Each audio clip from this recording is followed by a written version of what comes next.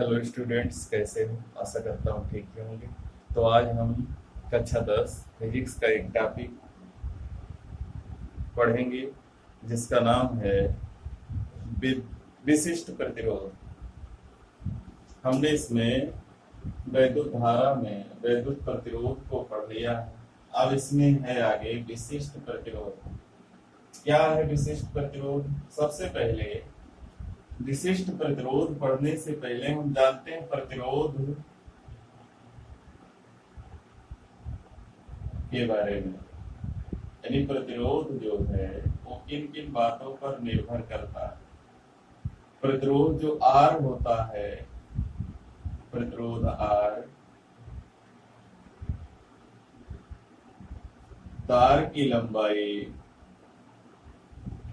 तार की लंबाई यल या कैपिटल यल भी लिख सकते हैं, कैपिटल यल के अनुक्रमानुपाती होता है। अनुक्रमानुपाती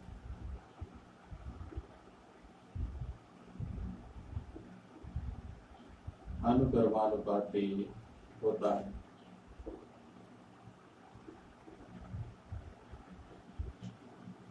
क्या है अनुक्रमानुपाती? सबसे पहले इसको लिख लेते हैं संकेत के रूप में। जो आर है ये समानुपाती है एल के। समानुपाती का मतलब क्या है यह बताते हैं। इसका मतलब तार जो है, अगर छोटा सा तार है तो इसके सिरों के बीच रेजिस्टेंस कम लगेगा। तार को थोड़ा लंबा कर दे तो इसके सिरों के बीच ज्यादा प्रतिरोध होगा। तार को और बढ़ा दे तो प्रतिरोध का मान और बढ़ जाएगा। यानी लंबाई को बढ़ाने पर प्रतिरोध का मान बढ़ता जाएगा और लंबाई को घटाने पर प्रतिरोध का मान घटता जाएगा। अगर कभी भी इस तरीके का चिन्ह लगा हुआ आर समानुपाती या अनुक्रमानुपाती यल लिखेगा, यानी आर जो है डायरेक्टली प्रोपोर्शनल टू एल, तो इसका मतलब यल का मान बढ़ाओगे तो आर बढ़ेगा, यल का मान घटाओगे तो आर घटेगा। यानी अगर कोई तार हो और उसकी लंबाई जितने ज्यादा बढ़ाएंगे उतने धारा के मार्ग में रुकावट उत्पन्न होगी, उतने ज्यादा प्रतिरोध लगेगा। अब इसका दूसरा है सेकंड, जो प्रतिरोध आर होता है वो तार के अनुप्रस्थ काट, अनुप्रस्थ काट कैपिटल ए, अनुप्रस्थ काट का क्षेत्रफल कैपिटल ए के व्युत क्रमानुपाती, व्युत क्रमानुपाती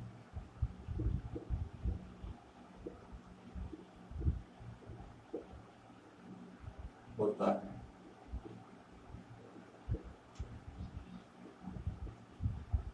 तो जो तार का प्रतिरोध होता है अनुप्रस्थ काट के व्युत क्रमानुपाती होता है।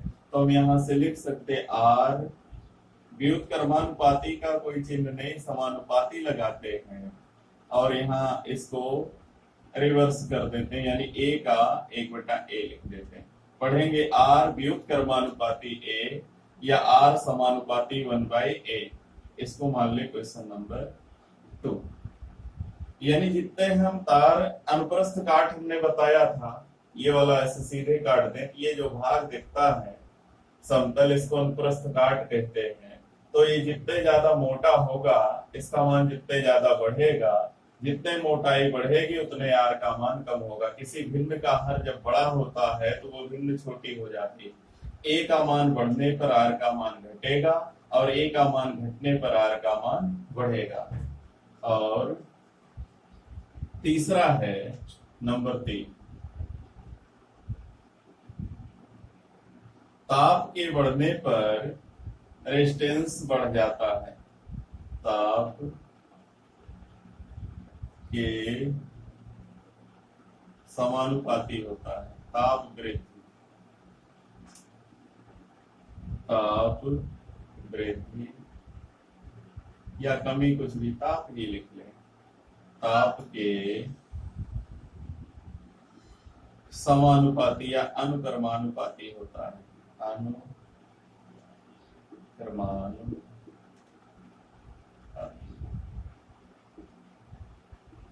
होता है।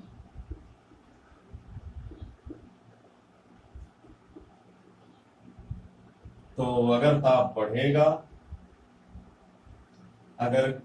बढ़ेगा तो रेजिस्टेंस बढ़ेगा और ताप के घटने पर रेजिस्टेंस कम हो जाता है। ये अनुक्रमानुपाती और समानुपाती एक ही बात है, दोनों अलग नहीं। और इसके बाद एक और है नंबर 4, तार के पदार्थ पर, तार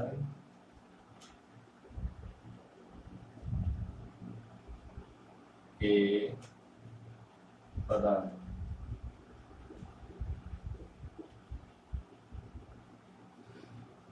इस पर भी निर्भर करता है।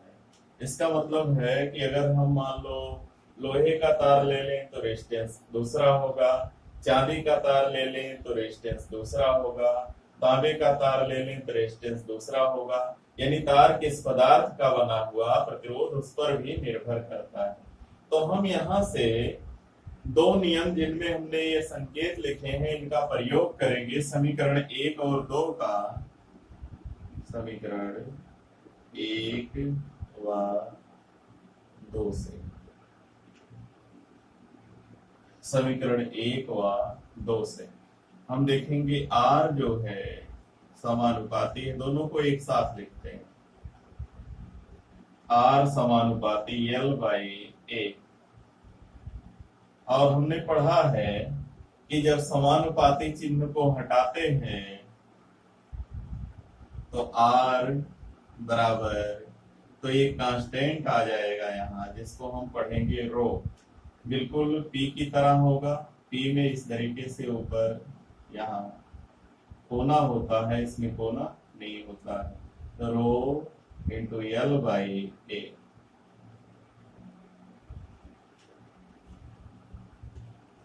जहां ये रो जो है वो कांस्टेंट है, जहां रो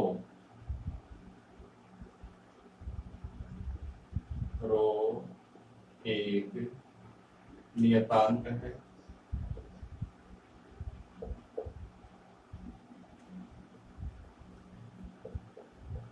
जहां रो एक नियतांक है, इसे विशिष्ट प्रतिरोध कहते हैं, विशिष्ट प्रतिरोध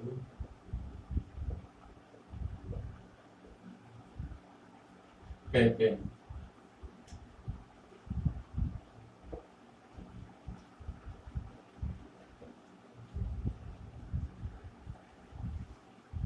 और इस रो का जो मान है वो तार के पदार्थ पर निर्भर करता है, रो का मान तार के पदार्थ पर निर्भर करता है।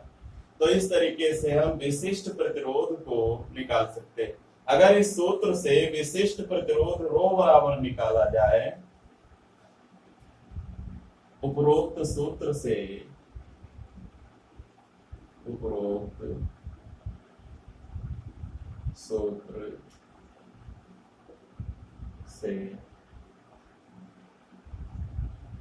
विशिष्ट प्रतिरोध, विशिष्ट प्रतिरोध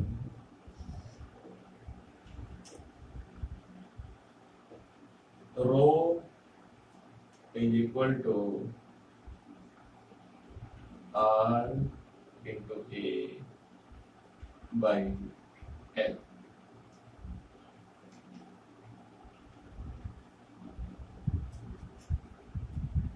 ये हो जाएगा विशिष्ट प्रतिरोध का फार्मूला।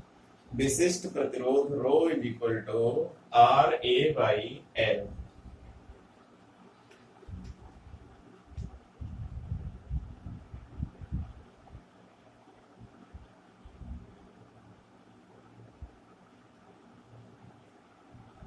अब देखते हैं इसका हम परिभाषा बनाते विशिष्ट प्रतिरोध का। इस सूत्र का प्रयोग करके हम विशिष्ट प्रतिरोध की परिभाषा निकालते हैं।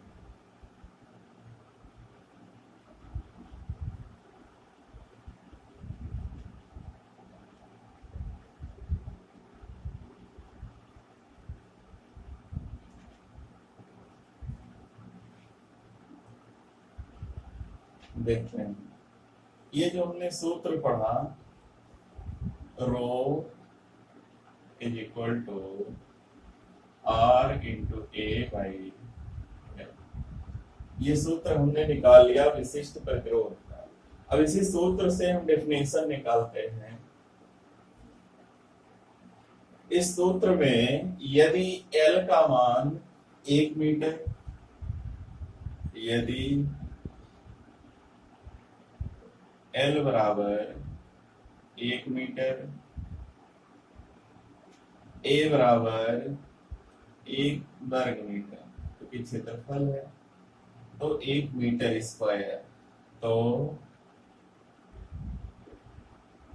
रो बराबर R ओम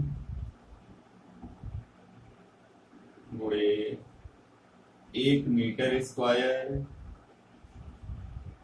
बटा 1 मीटर, इतना हो जाएगा। तो 1 मीटर से मीटर स्क्वायर कट जाएगा, तो आ जाएगा rho is equal to R ohm metre, ठीक, या इसको लिख लें रो R ओम मीटर।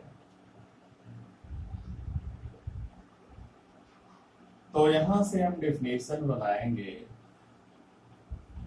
कि 1 मीटर लंबाई के तार में, यानी यदि किसी तार की लंबाई 1 मीटर और अनुप्रस्थ काट का क्षेत्रफल 1 वर्ग मीटर हो, तो उस तार का प्रतिरोध ही उसके विशिष्ट प्रतिरोध के बराबर होगा, यानी उस तार का विशिष्ट प्रतिरोध तार के प्रतिरोध के बराबर होगा। 1 मीटर लंबाई तथा 1 वर्ग मीटर अनुप्रस्थ काट के क्षेत्रफल के तार पर लगने वाला प्रतिरोध उस तार का विशिष्ट प्रतिरोध कहलाता है। विशिष्ट प्रतिरोध R का मात्रक, यानी विशिष्ट प्रतिरोध रो का जो मात्रक है ओम मीटर है। तो इस तरीके से हम इसका मात्रक भी निकालिए ओम मीटर और इसकी डेफिनेशन भी निकालिए, यानी L और A को एकांक कर दें, एकांक लंबाई के तार, और एकांक लंबाई और एकांक अनुप्रस्थ काट के तार का प्रतिरोध उसके विशिष्ट प्रतिरोध के बराबर होता है। ये हो जाएगा हमारा विशिष्ट प्रतिरोध और इसका मात्रक है ओम मीटर।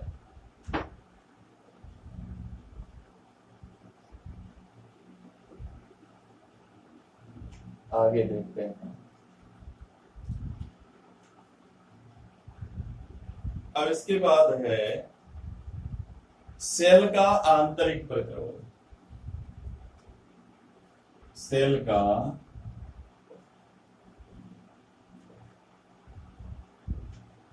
आंतरिक प्रतिरोध, आंतरिक प्रतिरोध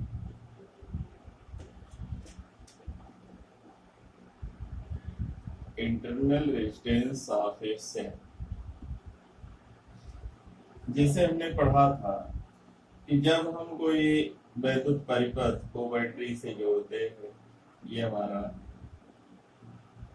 परिपथ है, इसमें हम लगा देते हैं कुंजी और एक लगा देते हैं सेल। सेल कहें कि बैटरी कहें, सेल और बैटरी में थोड़ा सा अंतर है। सेल में प्लस और माइनस की सिर्फ एक प्लेट होती है और बैटरी में कई प्लेटों को, कई सेलों को जोड़कर बनाई जाती है बैटरी। तो ये है हमारा एक सेल। तो विद्युत धारा, ये रेजिस्टेंस है R। तो विद्युत धारा यहाँ से चलती है, धारा के मार्ग में यहाँ प्रतिरोध लगता है, फिर यहाँ पहुंचती है। तो हमने इस क्रिया में देखा है कि जो बैटरी है वो भी थोड़ा गर्म हो जाती है और बैटरी के अंदर जो होता है एक तरीके का विलयन भरा होता है, कोई तेजाब या कोई द्रव भरा होता है। तो जो द्रव होता है वो भी धारा के मार्ग में कुछ रुकावट डालता है। जो रुकावट डालता है, अगर हम उसको मान लें कि स्मॉल आर है, ये जो प्रतिरोध है इसको मान लें स्मॉल आर है, और बाहरी प्रतिरोध कैपिटल आर है, और बैटरी जितना होती है मान लो 12 वोल्ट की बैटरी है, तो इसका विद्युत वाहक बल E है, विद्युत वाहक बल इलेक्ट्रोमोटिव फोर्स E है। तो अगर हम सेल का आंतरिक प्रतिरोध स्मॉल आर मान लें, तो सेल का आंतरिक प्रतिरोध क्या है? तो सेल के विलयन द्वारा धारा के मार्ग में उत्पन्न होने वाली रुकावट को ही सेल का आंतरिक प्रतिरोध कहते हैं। इसे स्मॉल आर से निरूपित करते हैं। यदि किसी परिपथ का बाह्य प्रतिरोध कैपिटल आर, सेल का आंतरिक प्रतिरोध स्मॉल आर तथा बैटरी का विद्युत वाहक बल कैपिटल ई हो, तो बैटरी से धारा, बैटरी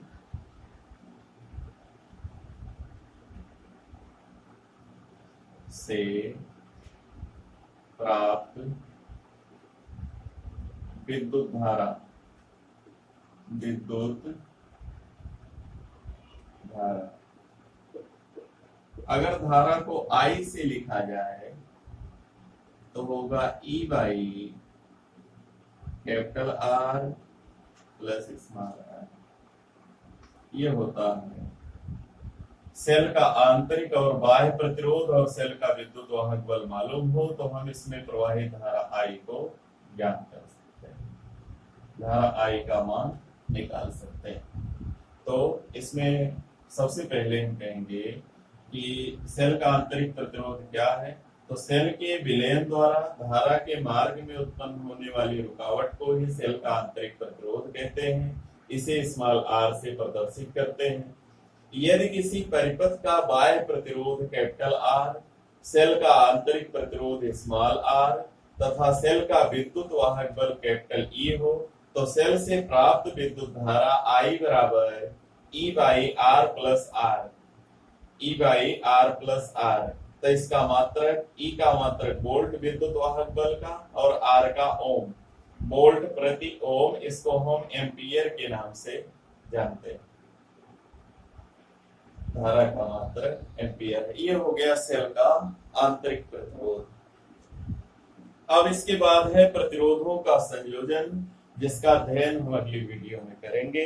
तब तक हमारे वीडियो को लाइक, शेयर और चैनल को सब्सक्राइब कीजिए, और सरकार द्वारा निर्धारित लॉकडाउन के नियमों का पालन करते रहिए। धन्यवाद।